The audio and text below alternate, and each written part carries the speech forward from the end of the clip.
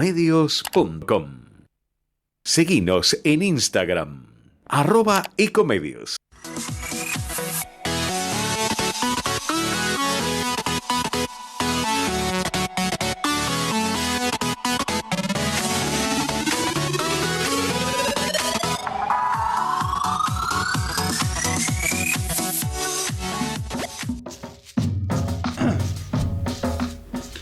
Bueno, buenas tardes a todos. En esta nueva emisión de Entre Ustedes y Nosotros, 18 de febrero del 2026, con un Buenos Aires cálido, con 29 grados. Así que bueno, no se quejen, estamos en verano. Ya después nos quejaremos por el frío. Estamos en el piso junto con nuestro querido amigo Horacio. ¿Cómo estás? Todo bien, Ricardo. En verano tiene que hacer calor y todavía que yo sepa en invierno frío, ¿no? Bueno, esas son las cosas. La gente se queja en verano porque hace calor y en invierno porque hace frío. Pero bueno, es la eterna actividad que tenemos en general los humanos, que es de pelearnos con todo. Bueno, ha sido una semana relativamente tranquila, ¿no? Y decimos tranquila cuando el dólar no se dispara o con alguna cosa similar, pero nada más que eso. En general hemos tenido una semana sin grandes anuncios, sin grandes preocupaciones. Sí estamos un poco discutiendo entre los que sabemos y los que no sabemos, entre los que me incluyo, este tema de la media sanción que tiene esta ley o esta reforma de la ley laboral, del cual creo que hoy, si Horacio me ayuda, vamos a tener el acompañamiento. Sí, hablé recién telefónicamente y teóricamente en 20 minutos va a estar el doctor Samoglián, que es un experto laboralista. Bueno, sería un gusto tenerlo acá, sobre todo porque si bien yo soy abogado, no soy experto laboralista. Es necesario, ¿no es cierto?, cuando hablamos, tratar de hablar con la gente que sabe, porque si no lo que encontramos es que a cualquier persona le pone un micrófono, dice cualquier cosa y no sabe nada. Pero bueno, esto también es un mal reiterado en el mundo y de los cuales la Argentina tampoco se escapa. Hemos visto algunas otras cosas. La preocupación que tiene el gobierno, razonable, con este cierre supuesto de la fábrica FATE, cuyo dueño resulta ser el mismo dueño del bar. No sabemos la razón por lo que esto sucede. Lo que pasa es que también tenemos una realidad que no es fácil por lo menos no es fácil de interpretar. Es decir, usted se va a Montevideo o se va a Chile y compra los neumáticos por la mitad de lo que compra la República Argentina. Entonces también entendemos que se hace difícil para el que fabrica en el país poder mantener esta competencia. Pero por eso digo, vuelvo a repetir, son temas que yo no domino, simplemente entiendo que si en el mercado un neumático vale 2 y en el exterior vale 1, lo razonable es que la gente vaya y lo compre del exterior. No digo que sea lo que corresponde, digo que es lo razonable. También vamos a ir desarrollando durante el programa y esperemos que nuestro conductor, el doctor José Enrique, se sume. Está llegando también. Se sume a la mesa, aquí en el piso telefónicamente. También tenemos un paro previsto, un paro general de 24 horas sin movilización de transportes en todo el país, en respuesta al proyecto de la reforma laboral. Bueno, sabemos que siempre algunos grupos, que siempre son, por supuesto, que están en contra o están, no sé, se embanderan con los grupos de izquierda, que normalmente siempre salen a quejarse por estos temas, y los que hoy llamamos oposición, que suele ser el peronismo, especialmente el peronismo que denominamos el peronismo kirchnerista. Yo creo que con un paro general, creo que el paro no resuelve nada.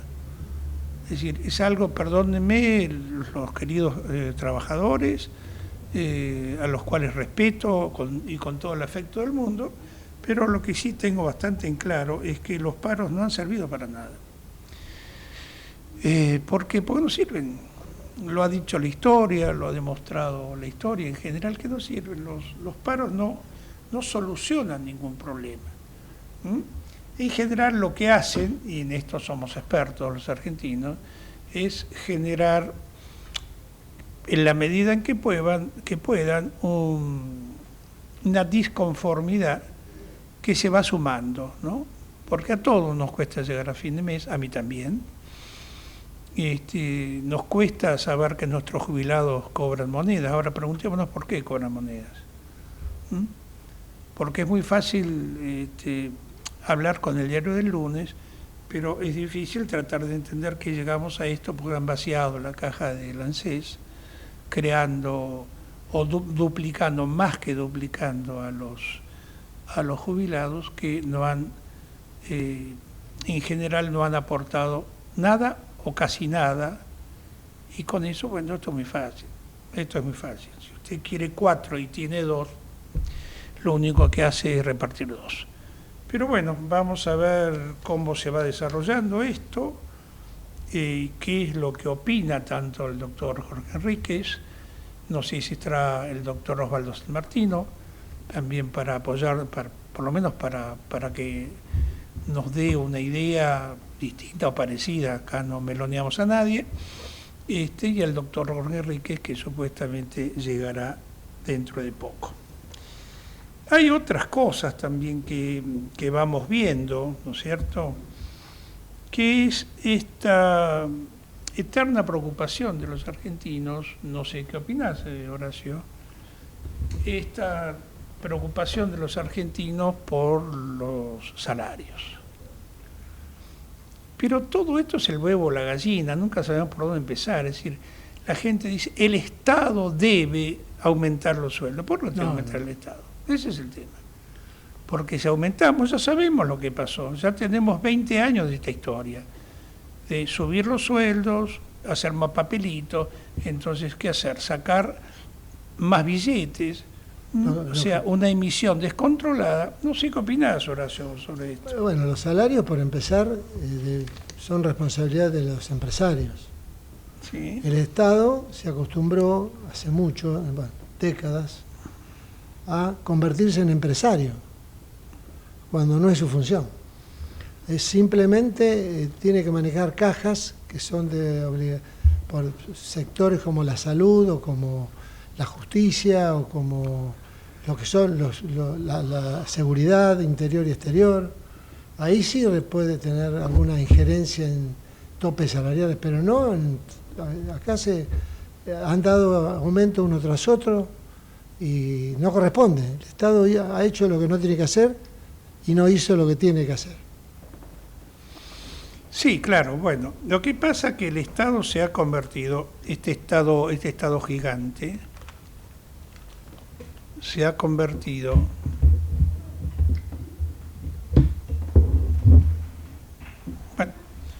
no, tenemos un pequeño problema técnico. Está llegando el jefe. Profesor, ¿cómo le va?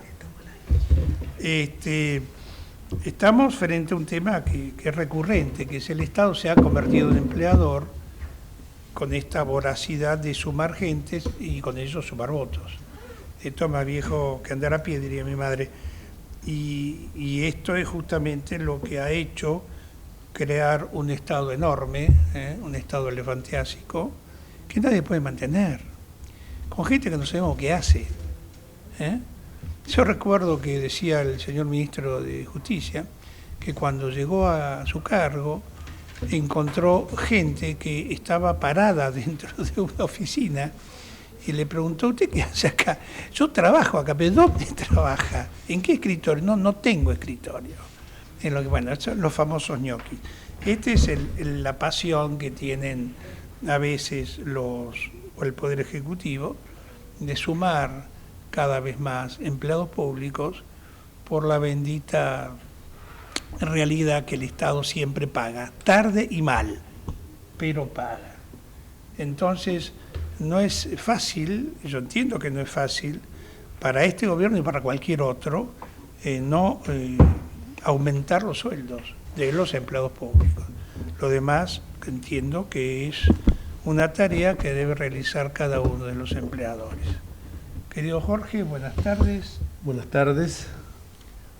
Sí, no puedo menos que coincidir con el Estado elefantiásico porque siempre peleé contra eso. Pero es bueno decir, y quiero contar acá una anécdota, de que muchas veces la gente, no es el caso de Ricardo, que está en contra del Estado elefantiásico, es la misma que a veces lo quiere agrandar. Y voy a contar una muy breve anécdota. Un señor, siendo yo diputado de la Ciudad de Buenos Aires, me vino a ver, un abogado de un estudio muy grande, más de 100 abogados, me pidió una audiencia y me dijo no, porque el Estado que es un Estado omnipresente, que tiene gente por todos lados, que... Mirá, digo, yo estoy tratando de no tomar gente, yo me he propuesto que vamos a ir a checar estructuras. Sí, no, toda la razón del mundo, que esto, que lo otro. Bueno, después de una conversación en la cual duró 15 minutos, no había ni una petición por parte de él, ni una respuesta por parte mía, porque no había pedido absolutamente nada hasta ese momento. Pero digo, bueno, está bien. Cuando una conversación no tiene mucho sentido, bueno, está bien, esto coincidimos, bueno, déjame seguir trabajando, más o menos en eso. Y bueno, vos a qué venías, no, vos sabés que hay mi pibe más chico, se recibió de abogado. Y te admira mucho, me dice. Bueno, le digo, se equivocó de persona. Y le gustaría trabajar con vos política, le gustaría trabajar con vos acá en la legislatura. Bueno, le digo, ¿cómo no? Que empiece mañana. Y me dice, pero ¿cómo? Que me mande un currículum y que empiece mañana. Y ¿qué es? ¿Una forma de pasantía? ¿Una colaboración? No sé, él quiere trabajar en política. Bueno, que empiece, que venga y empiece a trabajar mañana. No, me dice, pero escúchame, y el horario, bueno, no sé, es una pasantía, alguna universidad es la que lo... No, necesito que lo nombres como planta permanente. Digo, pero ¿no dijiste hasta hace 5 minutos que el Estado era elefantiásico? Sí, no, pero nombrámelo como planta permanente. Le digo, pero ¿cómo querés que lo nombre? No tengo ese hueco, ese agujero. Bueno, no, pero no sé, ¿viste? Pero tenés un estudio donde hay más de 100 abogados, llévalo ahí, pero ahí la tengo que pagar yo. Y en cambio acá la paga el Estado. En la justicia yo fui meritorio 3 años y después me fui ya 2 años y después, bueno, hice la conimba y me fui. Había un juez, por el cual yo entré, 2 secretarios, era civil, 2 oficiales primero, uno por cada secretaría, un auxiliar, un escribiente y 2 pinches de mesa de entradas, que así se llamaba. Hasta que no hubo una vacante, no podía ascender yo. ¿Por qué? Porque necesario la vacante, era el hueco. Y a nadie se le ocurrió decir, no, creen un cargo más, porque esto es la connivencia que pasa entre todos. ¿Sabe lo que me pasó con ese abogado tan conocido? Me dijo que era un miserable, que esto que el otro, que dice que se cree, que no me va a nombrar un hijo, seguro que habrá nombrado a 20 ya. Y yo un día me dije basta, porque entraban, venían y te pedían, no, vení, tráelo, dejalo. Y laburaron todos, no eran ñoquis, laburaron todos. Entonces yo digo, no echemos la culpa siempre que la tiene, porque yo al momento que me puse duro, pero en el momento que me puse duro, fui el más cruel de las personas de esta tierra. Y simplemente porque le dije, mirá, no hay un lugar, no hay una vacante. Hay un artículo, yo siempre lo recomiendo, Nuestro Pobre Individualismo, que es de 1946, creo que está en Ficciones, de Jorge Luis Borges, donde habla que nosotros entendemos que el Estado, más o menos los ejemplifico, no con esa verba tan fluida y con esa exquisitez que tiene el lenguaje de Jorge Luis Borges, que tiene, porque siempre es vigente, y lo decía muy claramente, decía, nosotros vemos el Estado como una entelequia que no nos pertenece, o sea que el Estado está, entonces, no importa, acomodalo, total, después, digo, pero vos no te das cuenta que vos, aunque sea con un granito chiquito, te lo tengo que sacar de tu bolsillo para pagarle a tu hijo. pero no entendió. A partir de ese momento, bueno, después tuve algunos sinsabores con gente que me decía que te venían, que eran muchas veces los que te decían, por eso, los que te decían, no, mirá el Estado que esto, que lo otro, bolsa de payaso, que para ti, para tan, caja de... Y yo decía, pero chicos, si nosotros hemos contribuido, hay un momento que paremos la pelota. Es como cuando a mí me dicen, entonces, bueno, destruyamos el Estado. El Estado tiene que existir para garantizar cuestiones mínimas, esenciales. Tiene que existir para garantizar la seguridad de las personas, para la defensa exterior, para mantener, para la educación, la salud, la justicia. Pero manejémoslo con sensatez, con concursos de oposición y antecedentes. Yo he visto a lo largo de mi trayectoria política gente que entraba porque era la hija, el hijo, cosas de fulano mengano. Pero después, hoy, muchos de los que se quejan de ese Estado, que no lo digo por Ricardo, porque Ricardo no tiene función ejecutiva hoy en el gobierno, pero muchos de los que se quejan de eso contribuyeron. Cuando en algún momento fueron los mismos que te venían a pedir, che, nombrame a mi hijo, a mi mujer, a mi novia, a mi nuera. Entonces, yo digo, cuánta hipocresía que hay. ¿O ustedes se creen que Scioli no nombró gente a rajatabla a lo largo de toda su carrera? Y como eso podría citar montones de ejemplos, algunos no los quiero mencionar porque son grandes amigos, pero lo curioso es cuando nadie hace el mea culpa, eso es lo que a mí me subleva, cuando nadie hace el mea culpa y todos, por eso quería complementar con lo que había dicho tan certeramente Ricardo, pero es así, o sea, y el Estado... El empleo público es el que menos ha descendido en relación al empleo privado, cuando este gobierno venía a decir que iba a ser al revés. Y yo, el tema me dice, no, pero no puedes echar gente.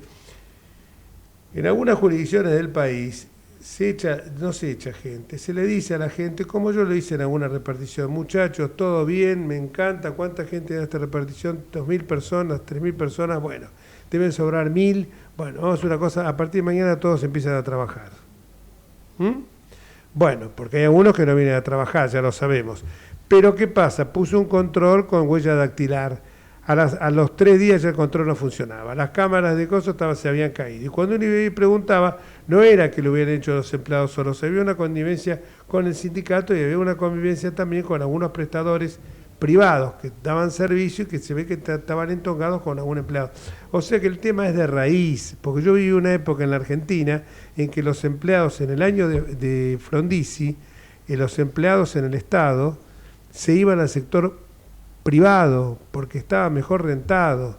Y vi otras épocas de gobiernos militares y de gobiernos civiles, gobiernos militares que vinieron con ley de prescindibilidad y entró el doble de la gente que habían echado. Y gobiernos civiles pasó exactamente lo mismo. Entonces, hay un momento que tenemos que decir y sincerar. Yo no lo quiero parafrasear a Barrio Nuevo, pero cuando Luis Barrio Nuevo dijo aquella famosa frase, si dejan de robar por 2 años, el país se arregla, créanmelo que seguramente debe haber algo de eso, porque cuando uno ve la cantidad, uno ve lo que fue la causa Cuadernos ahora, lo que fue la causa Vialidad, lo que es la causa de la ruta del dinero acá, la cantidad, si no se hubiera robado esa plata, el Estado estaría mucho mejor seguramente, con más decencia, seguramente los corruptos se hubieran ido, porque repito, en la época de Frondizi, yo tenía un tío mío que fue presidente de YPF, y él me decía que tenían que aumentarles sideralmente los sueldos a los empleados de YPF jerarquizados, porque si no se iban a la Standard, que no sé si era la Standard Oil, la ESO, la Pan American, no sé cuál era, la competencia privada, y se iban porque estaban mejor pagos. Entonces tenían que, y porque los requerían, porque estaban muy capacitados. Pero lo que pasa es que no ascendían por acomodo, ascendían por peso, por capacidad propia. Existía también una capacitación permanente en época en que ni se hablaba de eso. Entonces yo digo, me parece lo del miércoles pasado fue una locura, el terrorismo que hubo, bombas Molotov, todo filmado, es una locura. Después escucho en el canal C5N que dicen que eso fue armado por el gobierno. Es un país que está totalmente, es una sociedad que está rota, por eso tenemos los Terian también, está rota, esta sociedad está rota, es así, está rota, porque no puede ser que uno agarre el canal C5N y vea que están diciendo esto está armado por el gobierno que puso topos ahí para que hicieran las bombas Molotov, y lo escucha decir a grandes periodistas. con Fernández Llorente, grandes periodistas a lo mejor, no sé, pero que, no digo grandes, pero buenos periodistas, y escucha decir eso. Y por el otro lado, escucha decir todo lo contrario, y en ese caso estoy de acuerdo, que fue hecho por grupos preparados, pero que respondían a intereses, yo diría, eso sí es desestabilizar. No querer aprobar una ley de Congreso porque va contra mis convicciones no es desestabilizar, pero eso sí, y eso es terrorismo lo que se hizo entonces. Pero entonces, lo que yo digo es, y perdón, lo que yo digo es entonces, eso se trató de terrorismo. Ahora tampoco se puede pretender que una ley que reforma o que moderniza las relaciones laborales sea una ley que se pretenda tratar prácticamente a libro cerrado, o como dijimos la vez pasada, que Karina Milei diga los proyectos del Ejecutivo primero se votan y después se leen, y los diputados se queden calladas la boca. Eso me parece que es estar eliminando o dinamitando la democracia. O sea, eso no es, me parece, lo que corresponde. Me parece que las leyes están para ser debatidas. Las leyes están, yo formé parte de un bloque donde incluso yo voté en una oportunidad una ley que venía del Ejecutivo, la ley de alquileres, que me parecía en ese momento nefasta, y con otros diputados, siempre lo digo, no sé si está el diputado Torello, no está presente, ¿no? No está. Bueno, el diputado Torello y yo la votamos en contra y venía del Ejecutivo, y no porque venía del Ejecutivo estaba todo bien, se habían equivocado, esa ley era nefasta tanto para los inquilinos como para los propietarios, porque iba a producir una fuerte retracción en el mercado inmobiliario y sacar unidades de la oferta con propósitos locativos. Entonces no es que todo está bien. Yo veo, hay que hacer, y volviendo al tema de la modernización laboral y de las reformas laborales, hay que hacerlas, sí, por supuesto, pero tengamos un marco de racionalidad. No podemos mandar una ley, porque ahora pasa esto, que todo el propósito que se tenía de que la ley saliera, se va a producir ahora un ida y vuelta con que va a volver al Senado, y si no, dicen, lo va a resolver una reglamentación. Que me disculpen, pero los que están diciendo eso ignoran los más elementales principios jurídicos a partir de la famosa pirámide de Kelsen. Una reglamentación no puede modificar una ley, ni un decreto tampoco. Entonces, me parece que estamos entrando en terrenos, y sobre todo cuando escucho algunas manifestaciones que no son adecuadas. Yo entiendo que hubo un abuso brutal por parte, incluso más, me atrevo a decir que hubo una industria del juicio con la complicidad de muchos camaristas laborales. No podemos tener hoy una cámara laboral donde cada sala aplique un criterio distinto indemnizatorio. Entonces creo que es necesario hacer esto. Pero también es necesario, por suerte ahora han reculado, el tema de las licencias por una persona que tenga un tema oncológico, a los 6 meses, como se había planteado, sigue reduciendo hasta que directamente la dejaran totalmente al desamparo. Los abusos hay que condenarlos. Y si había certificados médicos truchos, yo me pregunto, ¿el médico que los hacía está en cana? No está preso. El tipo que, y vuelvo al tema de los ñoquis, el tipo que presentó ese certificado, el obrero que presentó ese certificado, ¿está preso? Es culpable de haber utilizado un instrumento público a sabiendas que estaba adulterado. No están presos ninguno de los dos. El ñoqui que no prestaba servicio, ¿está preso? No. El ministro, quien sea, no sé quién, que lo vio que el tipo no iba a trabajar, no dijo nada, tiene que ir presos los dos. El día que pongamos ese tipo de normas se terminó todo, pero mientras todo sea laxo, todo sea flu, no va a pasar nada de eso. Y por último, cuando a mí me dicen, no, el tipo que jugando al fútbol se rompe la pierna el fin de semana, es una besanía total decir esto. Nadie va a jugar, porque yo he jugado mucho al fútbol, decir, che, rompeme la tibia del peroné que no quiero ir a laburar por 3 meses.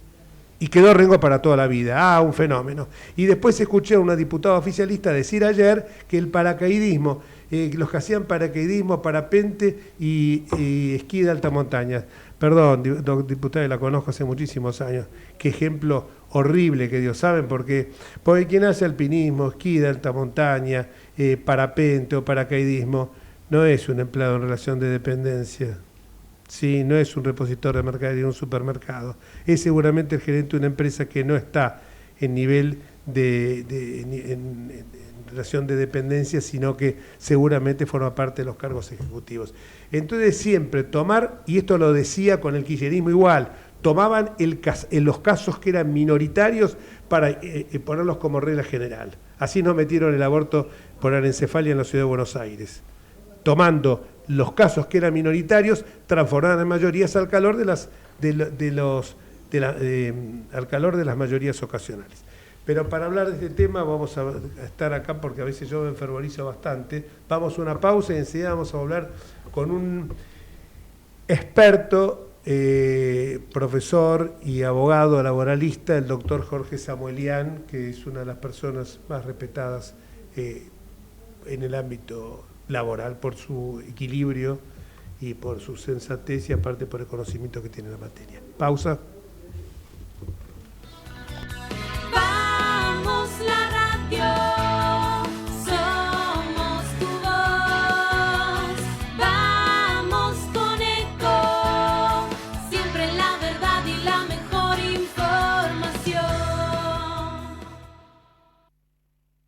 Ahora, visitar Catamarca es más fácil que nunca. Te presentamos Visit Catamarca, la nueva plataforma donde podés planificar tu viaje y comprar paquetes y experiencias directamente de agencias y prestadores. Entrá a Visit Catamarca y empezá tu próxima aventura.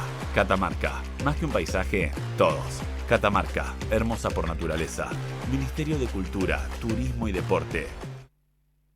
El mejor gimnasio te espera. Elegí las clases que quieras. En Unfit vamos a cuidarte. En Unfit venimos a encontrarte. Informate en ecomedios.com. Seguinos en Facebook, Ecomedios Live.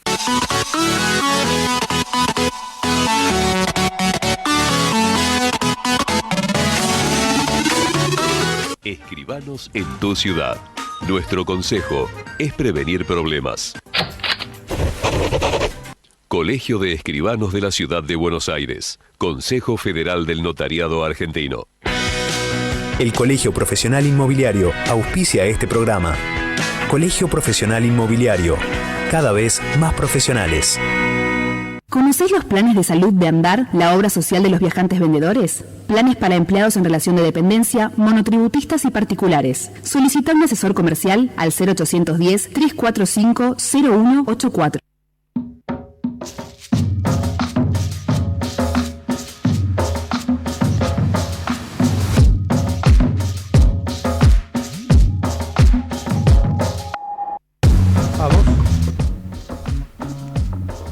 Y como habíamos anticipado, está el doctor Jorge Samuelian, con el que trabajamos en algún momento en algún proyecto de reforma laboral. En realidad trabajamos, ahora me dijo el mojito, porque él hablaba y yo lo escuchaba. Y hacía algún aporte de mi humilde experiencia en esa materia, que fue siempre del lado del perdedor, vamos a decirlo claramente, del lado del perdedor, porque cuando uno ya entraba, estas son las cosas que hay que decirlas, cuando uno entraba, le venía un cliente y me decía, che, mira, me demandó un obrero, y le decía, date por, no voy a decir la palabra, pero le decía, vamos a ver si el partido, ya salimos del vestuario, 3-0 abajo. Vamos a ver si aunque sea achicamos la diferencia o metemos un empate. Ganarlo va a ser muy complicado, sobre todo porque también en muchos casos los empleadores, mejor dicho, hacen mal las cosas. Si tenía gente en negro, y entonces, pues si todo el mundo hiciera las cosas bien, creo que la litigiosidad hubiera disminuido. ¿No es cierto? Jorge Samuelian con ustedes. Seguramente. Un placer. Gracias por la invitación. Gracias. Y vos sabés con qué lo digo, porque tengo una cuestión familiar que me la está solucionando muy bien, o me la solucionó muy bien Jorge. Pero no está por eso, acá. Está por lo que trabajó la reforma laboral y la cantidad de libros que tiene escrito al respecto. ¿Vos te acordás que nos cruzamos la primera vez en los equipos que generábamos normativa laboral nueva para la candidata presidencial Patricia Bullrich? Exactamente. Hoy, mirá cómo dan vueltas las cosas. Patricia está dirigiendo, si vos querés, la aprobación de este proyecto, con el que ya me voy spoileando. Parto estando de acuerdo. Bueno, contanos un poquito. El parto estando de acuerdo es porque no termino estando del todo de acuerdo en todo el contenido del proyecto, como es natural y pasa entre abogados, ¿sí? Obvio. Ahora, quiero destacar un tema, que es por el que se me convocaron, que me genera enorme preocupación. El punto es, son cantidad de normas, enorme cantidad de normas, objetables seguramente desde el punto de vista jurídico, varias. Esto es lo apasionante del derecho, las dos bibliotecas están siempre y son válidas las dos, siempre que haya buena fe, son válidas las dos. Máxime en un derecho que, como bien decís, donde a los juicios llegamos con el partido perdido ya de origen por varios goles, pero que es un derecho nacido para regular situaciones de desiguales, con Exacto. una parte que en verdad debe ser protegida, que es el trabajador, y una parte en que tiene que ser controlada por la legislación, que es el empleador. Perfecto. Ahora, también lo dijiste al pasar y no de casualidad. Cuando ese desbalance, eso que yo siempre digo es una pirámide torcida, cuando ese desbalance se exagera y se empina, empezamos con la injusticia. Totalmente de acuerdo. Eso- El indubio pro operando existe. Bueno, Como el existe. indubio pro reo en el derecho Existe, penal. existe. Pero tampoco que la balanza se incline de tal forma. Por eso en esta que norma sea- lo estamos limitando. Yo también tengo que ver con eso y es de las cosas positivas. Si, lo decía los otros días en una nota escrita, si me dicen en principio qué pensás, en principio estoy de acuerdo. ¿Por qué? Porque el objetivo madre, el que justifica la norma, es una frase que vos soportaste de mí más de una vez, porque me vengo repitiendo en esto para hacer docencia en la materia y que no sea un tema para abogados, sea un tema comprensible por todos los oyentes.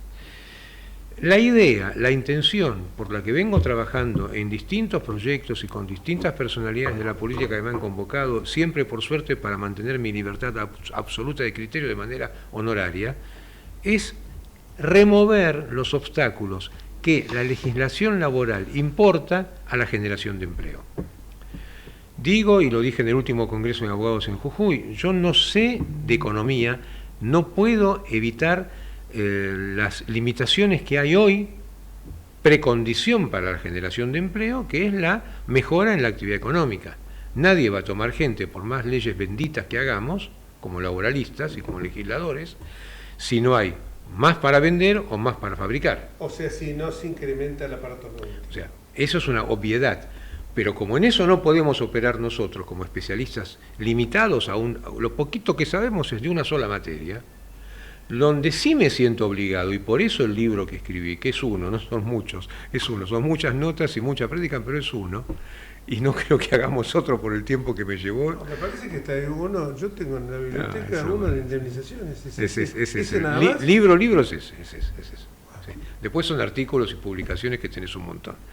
Pero cuando dedicamos tiempo a hacer ese libro, que fue en la pandemia, fue expresamente para cumplir este objetivo. Entonces, si queríamos remover normas laborales que evitaban que la gente pudiendo, necesitando, contratase, o peor, que contratase en negro, pensando que así Exacto. evitaba los problemas y en verdad los generaba peores, Obvio. entonces, ¿cómo no voy a estar de acuerdo con una norma que tiende al mismo fin? Entonces, fui consultado para esa norma por distintas personalidades que influyeron en su redacción, sí. Es un tema de confidencialidad, pero sí. ¿Pude aportar ideas? Sí. ¿Algunas se tomaron? Sí. Otras no se tomaron De acuerdo. y es normal que así sea. Pero la que me quita el sueño hoy es el tema que fue, en definitiva, el más importante del libro, que es, ya no, porque lo hemos conseguido, más allá de intentos discutibles en justicia y que van a ser discusión futura, de meter por la ventana normas que ya hemos derogado, digo, ya hemos conseguido determinar cuánto vale un juicio, o sea, cuáles son los rubros que comprenden una condena a un empleador cuando el juez entiende que se comportó mal. Eso, con discusiones naturales, está resuelto. El problema que no está resuelto, y entiendo que aquí arranca bien, pero no se resuelve. Permíteme, este es el primer punto, porque yo hice un punteo. El primer punto es lo que vos decís, la nueva base para indemnizaciones. Que excluye del cálculo aguinaldo, vacaciones, premios y conceptos no habituales.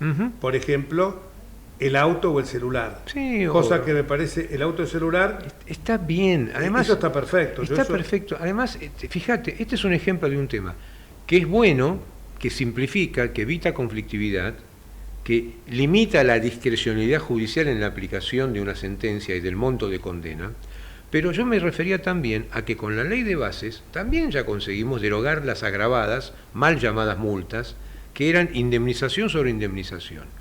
Vos desde hace más de un año que está vigente, vos sabés, insisto, más allá que se pueda discutir, que no se tocó el sistema de toda la vida, el de hace 50 años, se lo convalidó, se lo ratificó. O sea, repetir... Aquí lo mismo, no se lo tocó. ¿Cuál era el sistema indemnizatorio? El despido, exacto, el despido sin justa causa o que se entienda que la causa no es válida en un juicio, genera daño, primer concepto.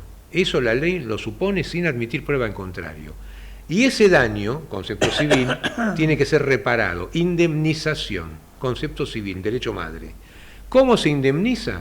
Justamente, bien pensado por ese sabio legislador que hoy ojalá imitásemos. Ese sabio legislador dijo, un trabajador con recursos limitados, si entra en un juicio para probar cuánto le dañó ese despido en su vida, mi mujer me dejó, mis hijos no me respetan, me quise suicidar, estoy viviendo en la calle. No tiene que probar nada. El despido mal hecho genera daño, aunque en verdad de esa empresa haya ido a otra y esté trabajando y cobrando 10 veces más. Generó daño. Segundo tema, de ese sabio legislador ratificado en la legislación actual y en esta. ¿Cuánto vale ese daño? Es automático, no tiene que probar cuánto lo dañó. No es un juicio civil, otra vez vuelvo al parangón. Ese daño vale el mejor sueldo mensual, normal y habitual, sin extras, ahora se ratifican que no van las extras, el mejor sueldo multiplicado por los años de trabajo. No se pusieron topes de años. Se mantiene el mismo sistema que vivimos todo nuestro ejercicio profesional. 2744. Exacto. Entonces, aclarado eso, lo que no quedó aclarado es, ya sabemos que... ¿La indemnización sustitutiva por falta de previso también? Sí, eso está. Perfecto. Está. Ahora, el tema es, la indemnización que ganó el trabajador en un juicio y que la empresa debe pagar es esto. En el ejemplo que vengo repitiendo y actualizando, para hacer más o menos números reales, 1 millón de pesos de capital de condena. Perfecto. Esto. El problema que nos quedó a resolver, y ahora es la oportunidad, y está bien apuntado pero mal terminada la redacción de la resolución, es este 1 millón de pesos, cuando el juicio en el que se consagró que debe cobrarse por el trabajador demoró 6, 8, 10, 12 años, y tengo juicios de muchos más años todavía, en el Fuero Laboral Nacional, cuando ese juicio demoró todo ese tiempo, y además en nuestro bendito país, en ese tiempo, mirando de acá para atrás, tuvimos coincidencia con épocas de altísima inflación, ¿cuánto vale ese 1 millón de pesos? Porque no es lógico que le pague un valor nominal. Entonces, desde la ley de convertibilidad que sigue vigente y la Corte sigue ratificando el año 24 en un caso civil, se prohibió indexar. Si se permitiera indexar, vos vas hoy, cualquiera que nos escucha, va a la ley de contrato de trabajo, busca el artículo 276 que estamos modificando ahora, y existe. No lo arrancaron, no sacaron esa página, no testaron el texto. Y dice, los créditos laborales se actualizan por IPC de la Ciudad de Buenos Aires. ¿Por qué no se hace? Porque la ley de convertibilidad lo prohíbe. Y ese artículo quedó frisado desde el 91. ¿Qué hicieron los jueces entonces? Sabiamente, eligieron otra modalidad de ajuste que llamaron en doctrina y en jurisprudencia actualización indirecta, que es la aplicación de tasas bancarias. Y cada jurisdicción con su autonomía aplica distintas tasas en estos 30 y pico de años. Así llegamos a hoy. Entonces, cuando hablamos las primeras 2 veces de este tema, recuerdo ahí, aquí en tu casa, habíamos generado un proyecto de ley que presentó en el julio del 24 la diputada Razzini, y ese proyecto de ley ya tiene una versión superadora. Yo puedo decir, me atribuyo a haber plasmado en un proyecto de norma esta idea. Sí, perfecto, me enorgullece haberlo hecho.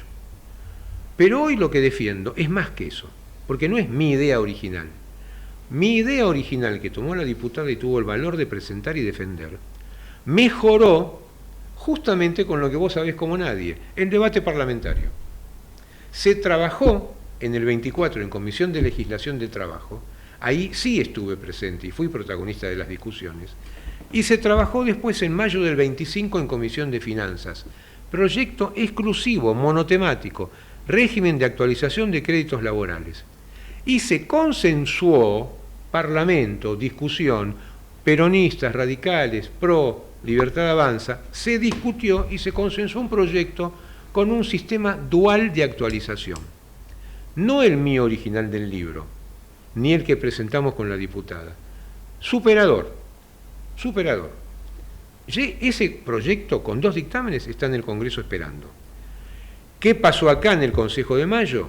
Y sigo apoyando lo que pasó. Se tomó ese proyecto, se receptó ese sistema dual de actualización y es la base de la norma que está por ser aprobada ahora, si todo va bien como debe ir. Y espero que así sea. ¿Por qué digo un proyecto dual? Porque ya la justicia es un condimento complejo que hoy no vamos a poder tocar por falta de tiempo, pero lo hemos hablado. En estos últimos 3 años se produjo lo que nunca había pasado, un enfrentamiento entre la Cámara Laboral Nacional, la autoridad máxima laboral en la justicia de la Ciudad de Buenos Aires, y la Corte Suprema de Justicia. La Cámara generando sistemas diversos de actualización y la Corte estableciendo su norma de siempre. La actualización es por tasas activas del Banco Nación, salvo una concesión que hizo la Corte a la Cámara, y en el proyecto nuestro receptamos, que era, esos intereses se pueden sumar al capital una sola vez, a la fecha de notificación de la demanda. Capitalización de intereses una vez, no repetida año de notificación de la demanda. No anualmente como empezó a hacer la Cámara en septiembre del 22. Exacto. Entonces, el sistema que la Corte aplica hasta hoy en cada recurso que admite, en extraordinario admitido o en queja, y tenemos ya 4 casos ganados en la Corte, es simple. La actualización que la Corte Suprema admite es tasa activa con una capitalización y punto. Ni SER, ni RIPTE, ni capitalización anual repetida, ni, subrayo, destaco, ni IPC, ni inflación. No lo admitió nunca. Nunca. Y es la Corte, no es mi opinión. Entonces, ¿qué nos encontramos en el Parlamento en el momento de discusión del 24 y el 25 y en este proyecto? Que se tomó un sistema dual, porque había ya una mayoría de salas de la Cámara en el 24 que empezaban a aplicar, sin ser pedido por parte, el IPC como sistema, de oficio. La Corte los iba frenando, pero te imaginas que son miles de casos y la Corte tiene algunas cosas más de que ocuparse. Entonces hay una fila enorme de casos en la Corte acumulados. Cuando resolvió siempre así. Pero las salas venían sentenciando en su mayoría por IPC más 3. En noviembre, una de las 10 salas empezó a aplicar tasa. En noviembre. Pero si no, eran algunas RIPTE y la gran mayoría IPC más 3. Con el freno de la Corte que las cámaras no cumplen. Es otro tema. Sí. Pero vuelvo al texto. En ese momento, la oposición nos pedía el IPC más 3 y la negociación, bendita sea ella, para eso están los legisladores y el Parlamento como institución clave de la patria, terminó aprobando un sistema dual que es IPC más 3 anual para actualizar los casos nuevos. Eso quiero decir. El caso nuevo es relación laboral obviamente vigente, pero que el caso como tal se resuelve a partir de la vigencia de la ley. Exacto. Perfecto. Ahí es IPC más 3. Eso no se discute. Anual. Por todo concepto. Por todo concepto. Eso no se discute. Si me decís a mí, no es mi sistema preferido, pero está aprobado y lo firmo con las 2 manos. Porque es un sistema que hoy, gracias a la gestión de gobierno en la materia, está controlado. Claro. Y a ningún empleador le va a generar cerrar la empresa o dejar impago al trabajador y sin trabajo a los demás compañeros. Hay precisión. Pagar un 31,5% más un 3%, por ejemplo, en un juicio que tuviera sentencia ahora por este año, no mata a nadie. ¿Por qué le dijiste 31%? La inflación del año pasado. La inflación del año pasado. Como un ejemplo, ¿sí? Y si este año es un 20, ojalá, Son números manejables. El problema es esa tormenta perfecta de atrás. Entonces, para evitar esa tormenta perfecta, ese proyecto dictaminado en diputados en 2 comisiones y ahora dice, los juicios anteriores a la entrada en vigencia de esta ley, no lo dice tan bien redactado, es un tema de redacción, pero el concepto está, y es lo que se discutió y el fundamento de la norma, los anteriores se actualizan por tasas, decía antes, activas o pasivas, que fije el Banco Central en vez del Banco Nación. Ese fue el texto aprobado en las 2 comisiones. Y fue el texto que llegó al Consejo de Mayo. Repetirlo para que quede bien claro, con las nuevas. Con las nuevas, de la ley para adelante, inflación se aplica. IPC más un 3% anual. Perfecto. Con los juicios, que son los que hoy están causando el crujir de dientes, todo lo que vemos cada tanto, y ojalá se viera más porque es mucho más, son sentencias de 600, de 200, de 300 millones de pesos que recibimos en la oficina todos los meses, cuando deberían dar, según la Corte, más o menos 15, 20, 30 millones de pesos. Esa es la diferencia, siendo muy grosero en el ejemplo. Sí. Tenemos un caso de 60 contra 150, 23 contra 185, y puedo seguir citando. 300.000 pesos que pasan a 3,5 contra 30. Estas son las realidades con las que lidiamos todos los días y vamos a la Corte. Pero vuelvo, el sistema para los juicios pasados, para que no pase esto, es tasas. No las tasas que decía y dice la Corte hoy. Lo que quedó plasmado es tasas Banco Central, con un matiz diferenciado.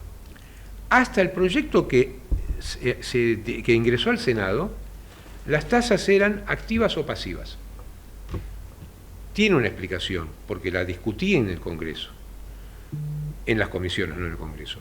La tasa pasiva en capital yo no la acepto personalmente, me parece que es muy poco como ajuste, se aplicaba en provincia de Buenos Aires hasta hace muy poco, pero hay jurisdicciones que aplican tasa pasiva, y como esta es una ley nacional, tenemos que contemplar que sea el juez el que defina si es activa o pasiva, depende lo que haga en su fuero. Entonces, agregamos la dualidad, tasas activas, que para mí son las más justas, insisto, y son las que se van a aplicar aquí sin duda, o tasas pasivas fijadas por el Banco Central. Así más o menos estaba el texto armado. ¿Qué problema tenemos hoy?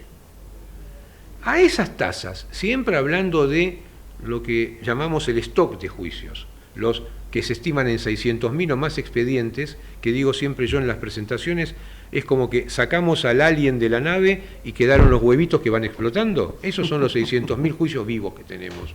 Y cuando nos llega una sentencia aparece el monstruo. Creo que no hay mejor imagen que esa, porque es la que padecemos en cada oficina que hace laboral de empresas. Y perdón, y los abogados amigos de trabajadores y honestos, que los hay por demás, porque malos somos muy pocos en la profesión, pero se llevan todas las prensas, también tienen un problema, porque no saben cómo cobrar esos montos, porque las empresas no lo pueden pagar. No nos olvidemos que la solución del empleo la van a dar las pymes, y las que están siendo golpeadas son las pymes. Claro. No son montos que va a pagar la mayor empresa o la segunda o la cuarta del país, porque ellos lo pueden hacer y no van a tambalear. Seguro. Entonces, ¿el problema cuál es? En el proyecto siempre habíamos sostenido, y esto venía del DNU 70, que por cubrirnos de cualquier capricho de los números, la aplicación del IPC más 3 servía como tope a las tasas. Es decir, los juicios viejos se actualizan por tasas. Esa resultante, dijimos, y sigue hoy, nunca podrá superar el resultante equivalente a un IPC más 3. Se le fijó un techo. Perfecto. En la aplicación práctica nunca lo vimos, nunca se dio, y me cuesta imaginar que se dé, que en un juicio viejo la tasa supere a la inflación pasada. Pero existe en la norma, existe. Lo que no existía era un piso, y ahora hay un piso. Ese es el problema. El piso que se fijó y está hoy en diputados en análisis es que el resultado de esas tasas nunca podrá ser inferior al 67% del IPC más 3. Es como que aplicaras un fallo Bisotti, sí, claro, a este tema que no tiene nada que ver. Bisotti, no quiero cansar a la audiencia, Bisotti fue cuánto se paga, por cuánto se multiplica los años de antigüedad cuando el sueldo es muy alto. Y se dijo en la Corte, y todos cumplieron, bueno, el 67% del sueldo alto multiplíquenlo por la antigüedad. No tiene nada que ver con esto.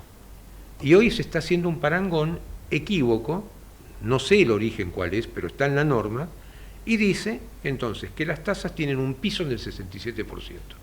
Te cierro con un número. ¿Y por qué la preocupación de que ese piso? En mi criterio humildísimo, técnico, profesional, debería ser removido porque nunca existió en ninguna negociación, ni fue exigido por doctrina, por jurisprudencia. ¿Y por qué aparece? Lo desconozco, pero está. Entonces, mi criterio es este: el piso no debería existir. Me parece bien que haya un techo. Porque, insisto, el sistema de tasas nació justamente para no aplicar el IPC hacia atrás.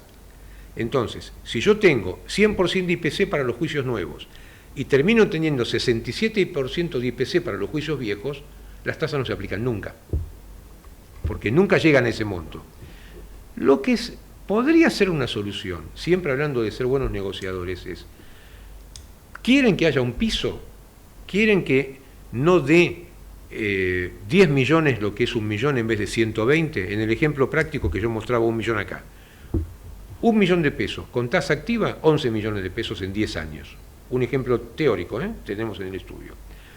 Con tasa Banco Central, 25 millones de pesos.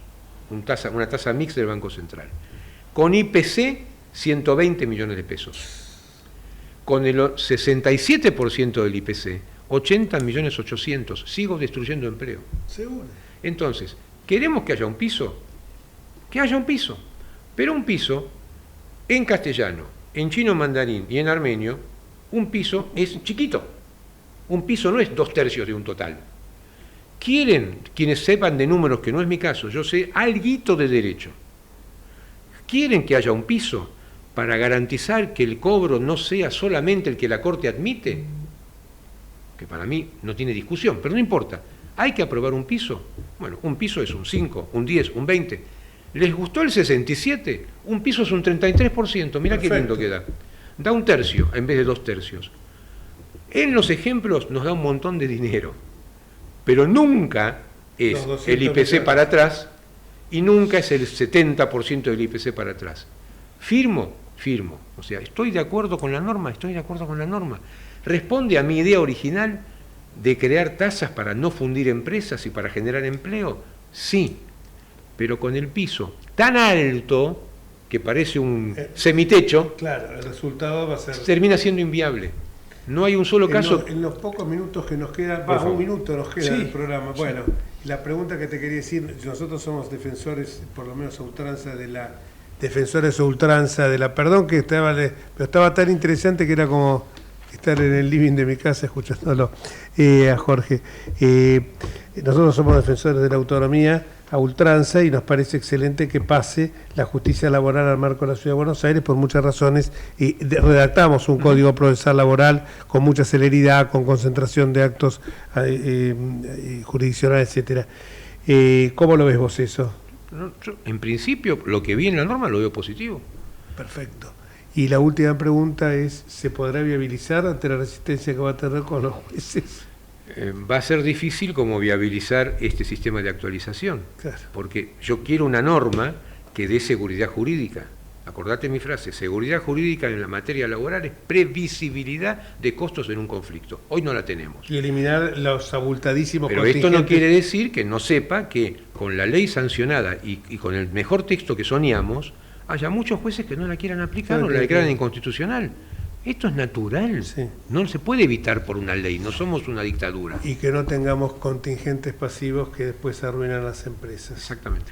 Sí, Jorge, muchísimas gracias. Muchas gracias, Jorge. Un placer acompañarlos. Nos vemos entonces en la próxima edición, el próximo miércoles, mismo canal, como digo siempre, y a la misma hora. Gracias, Jorge. Hasta el próximo miércoles, si Dios quiere, y ponele ausente, Horacio, a los dos que faltaron, Osvaldo y... privado de salida al fin de semana.